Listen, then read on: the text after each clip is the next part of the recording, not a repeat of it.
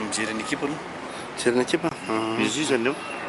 Ny équipe anaiky ny équipe ny Fa hoan'ny velona sa hoe hijanona eto. tsy mivoatra reo. Zay fa fanapakevitra amin'ny groupe parlementaire. Satria zay tsy mankasitraka anio.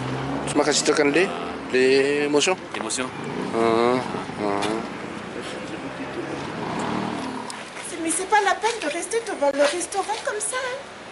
Qu'est-ce que vous attendez? Le ministre et le député. Mais il va pas sortir tant que vous sortez pas.